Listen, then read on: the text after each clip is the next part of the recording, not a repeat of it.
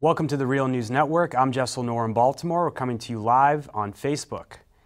Black students in the United States often have lower graduation rates and test scores than their peers. They're more likely to live in poverty. Classrooms in black and brown neighborhoods are as or more segregated as they were after integration. Many schools are being closed around the country, and there's been a decrease in black teachers nationwide. These are some of the reasons that students, educators, and advocates have called for a Black Lives Matter week of action starting on Monday, February 5th. To learn more about this, we're joined by two guests. Here in our studio is Cristina Duncan Evans. She's been an educator in Baltimore City schools for a dozen years, is currently an elementary middle school librarian. She's one of the founders of the Be More Caucus of Baltimore school teachers, which believes in organizing teachers to advocate for social justice and the schools their students deserve. Joining us from Seattle is Jesse Hagopian. Jesse teaches history. He's the Black Student Union Advisor at Garfield High, the site of the historic boycott of the MAP test in 2013. He's also an associate editor of the acclaimed Rethinking Schools magazine. Thank you both for joining us. Thank you. Thanks very much for having me. So Jesse, I wanted to start with you. This concept, this idea of a week of action in school started in Seattle. And so I wanted to start off with a really basic question. Why not all lives matter? Why do you need to have a Black Lives Matter week of action? Describe how this started. Sure. Well, actually, I think that one of the lesson plans that teachers will be using across the country gets at that question. Why are we saying Black Lives Matter? Why aren't we raising the slogan All Lives Matter? And I think an analogy is appropriate, right? When Hurricane Harvey struck Houston, we didn't raise the slogan All Cities Matter, right? Because we knew that there was a specific crisis going on in a specific city that needed attention, right? Imagine if you went to the doctor and said you broke a bone in your arm, and the doctor said, well, all bones matter. And so he went about, or she went about, addressing all the bones in your body and not the one that was broken. And what we're seeing in public schools across the country is that the education system is breaking Black youth. And that's why we have to actually rise up as educators to defend our Black youth. We see that with the school to prison pipeline, right? When you look at suspension rates that are vastly disproportionate against students of color and Black students, we know we have to defend them. Nationally, Black students are suspended at some 3 or 4 times the rates of white students, and actually Black girls are the most disproportionately suspended at rates of 7 times more than white girls. And we've seen it with Black educators being pushed out of the classroom. Some 26,000 Black educators have been pushed out of teaching since 2002.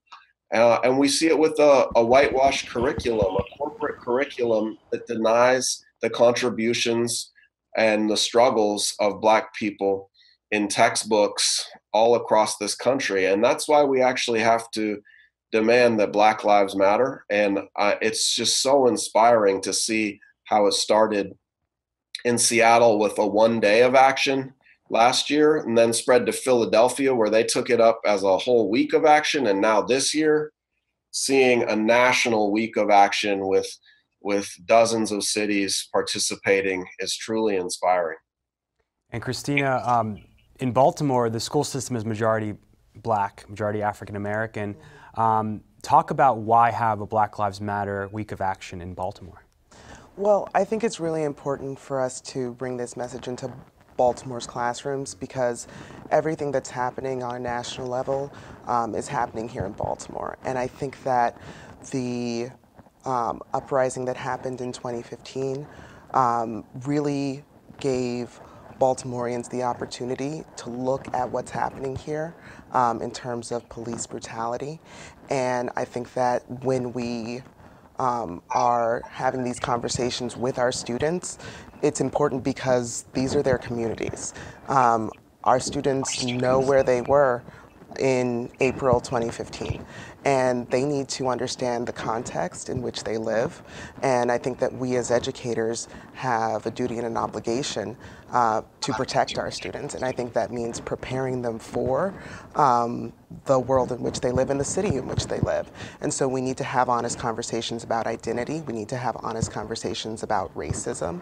And a classroom is a really important place for these conversations to happen. And Jesse talked about the curriculum, which I've spoken to a lot of teachers and students, and there was just a presentation to the school board by students in Baltimore that we have on our website right now at The Real News. But that is a big issue. It's students find it as a Eurocentric curriculum. It's not relevant to their history and their needs, and it doesn't describe their experiences as well. Can you talk about why that's a challenge in the school system as well? Sure.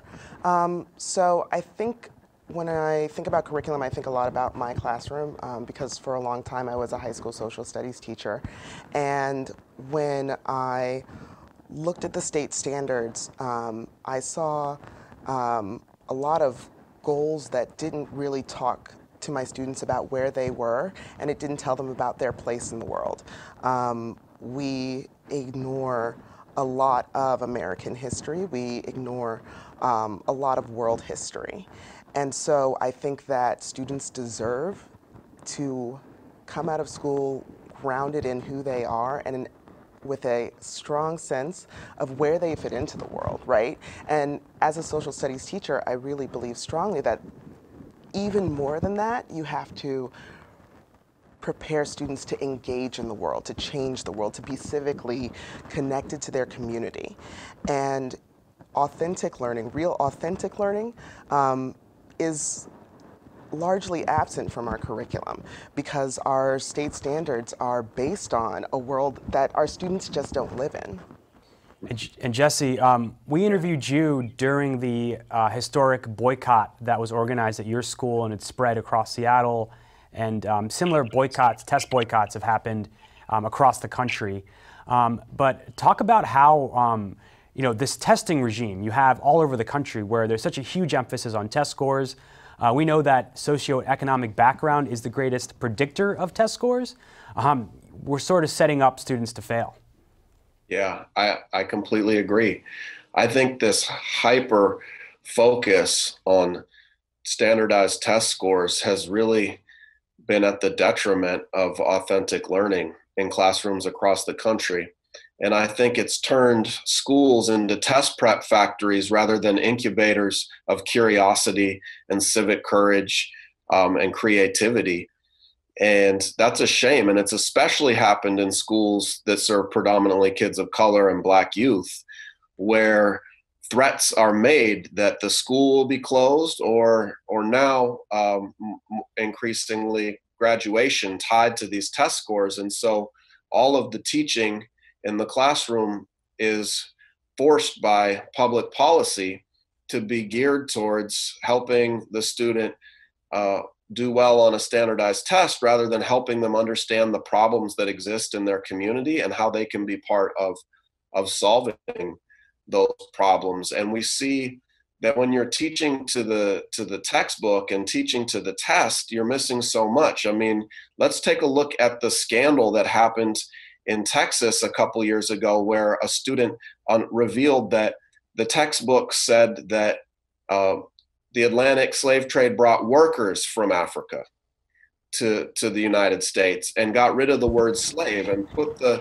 chapter on slavery in the unit on immigration, as if Black people were coming to the United States looking for a better life. And so we see this whitewashed curriculum just isn't working to support our youth. And I think in this era of increased hate crimes, and in this era where we have a president who is comfortable using filthy, horrible language to call Africa and Haiti, educators have to be there to defend the humanity of our students and say, no, you don't come from a dirty, terrible place. You come from a beautiful land with beautiful people and a rich history of innovation and of struggle and resistance. And that's what we're trying to do, is bring that history back into the classroom. And Cristina, talk about the work you do as a librarian and what kind of resources teachers have access to in schools and in classrooms in Baltimore. And I also wanted to ask you, there's a whole week of action happening next week. What are some of the things that people can participate in or learn about? Sure. Well, I really love being a librarian because we have the ability to spend our time really like asking questions and answering questions, right? So in the library, it's all about teaching kids to evaluate information and real information literacy. And so one of the things that my students have been talking about a lot is the impact of social media on movements and media in general. So we looked at news coverage from the civil rights movement, we looked at news coverage and social media posts that came out of Ferguson and the social media posts that were going around Baltimore during the uprising. And the lessons that educators have access to this week are really focused on the 13 principles of Black Lives Matter. So for instance, one of the aspects that I really feel grounded in terms of the principles of Black Lives Matter is this idea of empathy and loving engagement, right? And so we are asking teachers to reimagine their classrooms as empathetic spaces that are built around restoring students in the face of conflicts rather than taking a disciplinary approach that we know just doesn't further our students' interests and ends up pushing them out of school instead of welcoming them into school and keeping them as part of our school community. And you know, you always often hear about why attendance is so low.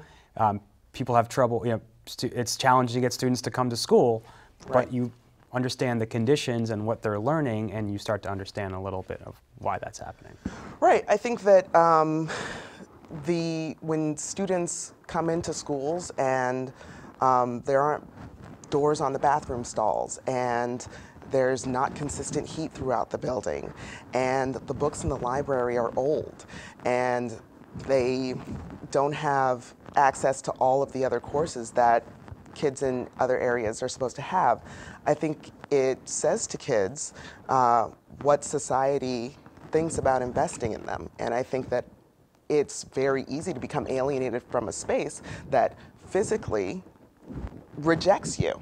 And so when I think about the physical condition of our facilities in Baltimore, I don't think the alienation some of our students feel is unwarranted or unjustified. And I think that we're lucky in Baltimore to have an amazing group of educators who work so hard and so tirelessly to rebuild community in their classrooms and to make sure that their classrooms are spaces where students can feel welcomed, can feel valuable. And so adding to this idea of like a welcoming space, one of the things we're asking teachers to do is post the 13 principles of Black Lives Matter in their space so that when students walk into a classroom, they see an affirmation of their value. And they know that even though the building's shabby, the people in this room care about you. And the people in this room are about building you up, not tearing you down. And Jesse, offline, we were talking about how this week's actions might even be unprecedented when you think about the fact that these unionized teachers, unionized workers from around the country are coordinating these events together. And so I wanted you to talk about that, and also what the range of responses have been around the country, from PG County in Maryland to Seattle. Some school boards have endorsed this week of action, but you have some unions. The Chicago Teachers Union, House of Delegates voted to support this, but you have others like the UFT, which is the union in New York City, which refused to take a position. They refused to endorse it, according to media reports. Oh, yeah, absolutely. I am inspired by this action because I'm not sure that anything like this has ever happened in U.S. history. As far as I know, during the civil rights and Black Power movement, I'm not aware of a time when thousands of teachers across the country coordinated a national effort where they collectively issued demands of the school system that were about opposing institutional racism, and then went into the classrooms and taught lessons all that week about structural racism, intersectional Black identities, and Black history. And that kind of nationwide coordinated uprising is really exciting. I think we're just at the beginning of a new movement. And this movement has issued 3 national demands. The first is to hire more Black teachers. The second demand is to end zero tolerance discipline and replace it with restorative justice practices. And lastly, to implement and mandate Black history and ethnic studies K-12. And I think those demands are just so critical right now to meeting the needs of our Black youth in this country. And I'm really glad that so many unions, local unions, have stepped up and endorsed this. The Seattle Education Association, the LA Teachers Union, the Chicago Teachers Union, and many more have stepped up in support. And it's sad to me that one of the largest unions, the New York Teachers Union, did not pass a resolution in support of this action. And I think it shows there's a lot more work to be done in the struggle. And I think what I'm excited about is how many teachers, though, are committed to keeping this going. And I think that educators and families will also come to see that when Black lives matter at school, then and really only then can all lives truly matter in the schools. I think, one of our demands locally here in Seattle is to fully fund education, because we don't believe that Black lives will truly matter and to our school system unless our school system is fully funded and kids have the counseling services, the tutoring services, the healthcare services, and the wraparound services they need to be successful in school. And so building a struggle to fully fund the school will definitely help our Black students, but I think it'll also help every single public school student in this city and across the country. And that's a vision for a public school system that I think we're all committed to fighting for in this movement. And Cristina, what Jesse was talking about will resonate in Baltimore, because Baltimore schools, most people agree, have never been adequately funded, especially after white flight and in the 70s and the 80s, when Baltimore was lost half its population, and courts have repeatedly ruled that schools here are inadequately funded, and yet that money is still lagging behind, and we along with this week of action, it's Black History Month, but obviously the challenges that the city and the schools face go far beyond a week or a day or a month. Talk about what teachers here are doing to help address those fundamental problems, the fundamental issue with the school system, and starting with the lack of funding. Right. So the lack of funding is a key example of how systemic and structural the disinvestment in our students has been. So the term adequate gets used a lot, but I don't think there's really a clear understanding of it, right? So adequacy means that it's about basic fairness. If we're going to say that a high school student has to do X, Y, and Z in order to graduate, then it is only reasonable to give that student the education that can prepare them to cross that hurdle when it comes. And there's an amount of money that it costs to provide a student with that amount of with that education that's going to allow them to go on to the next level. And so when we look at what it costs to actually prepare a child for 12, 13 years, what we find is that over the last decade, Baltimore City has been shortchanged by about $3 billion. So we've been going entire generations without students in Baltimore City having the resources that they need in order to make it to the next level successfully.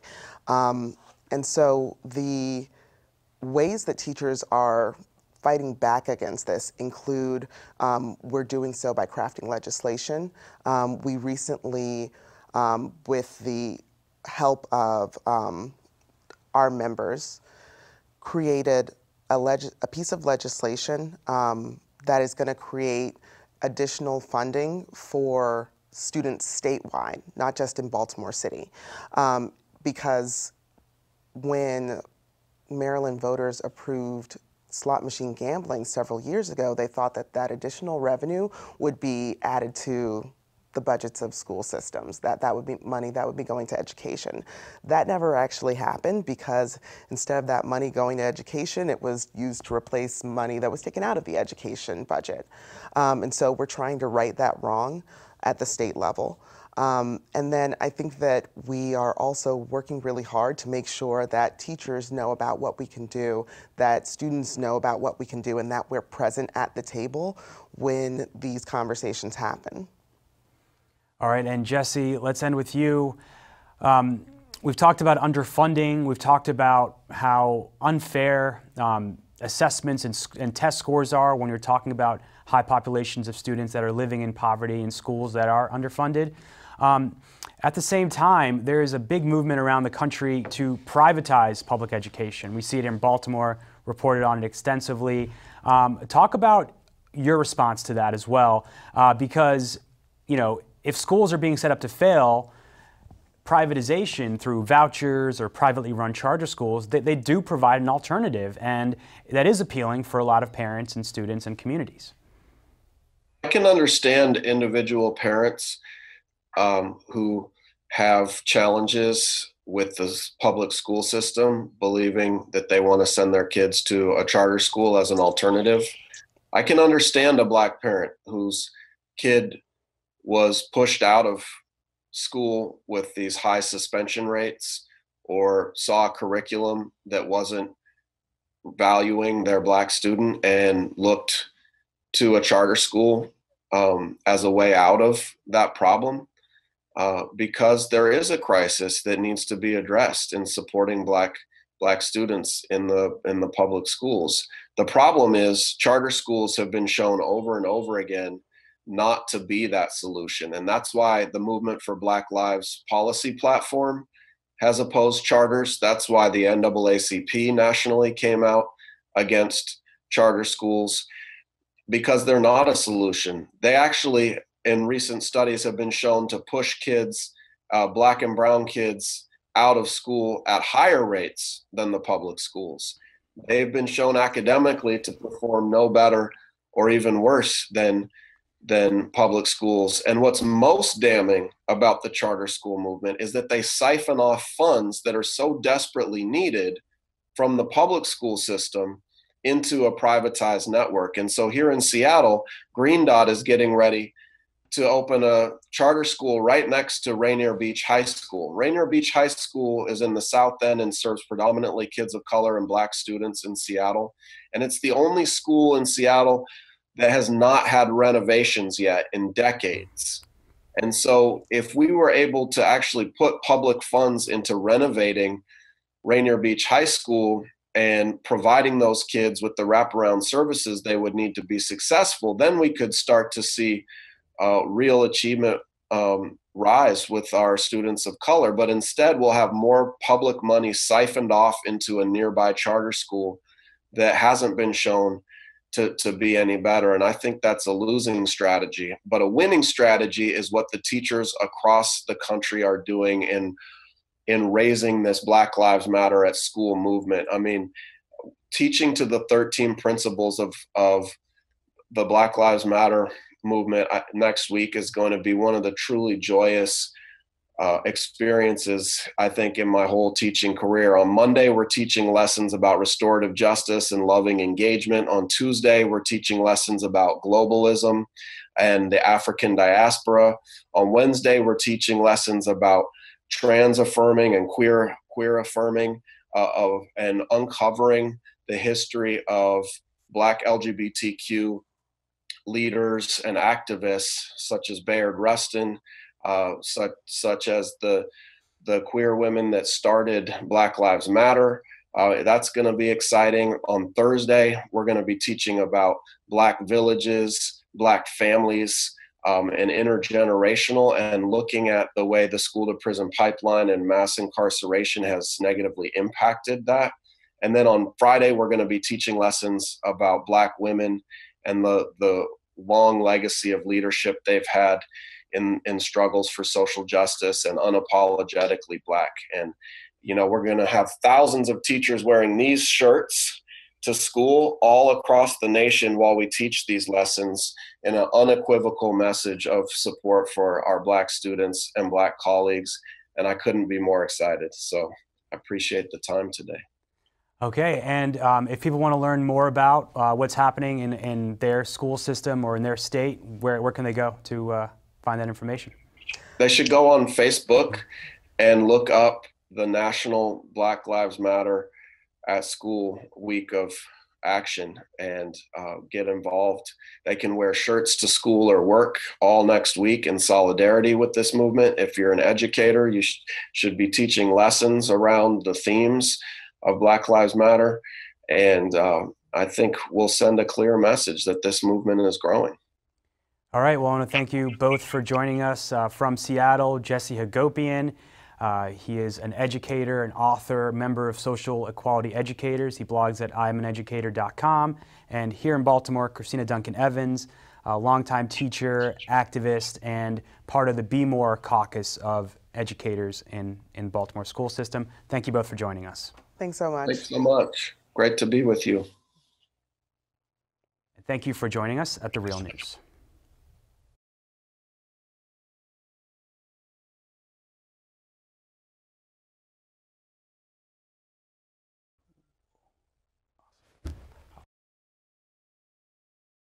Thanks.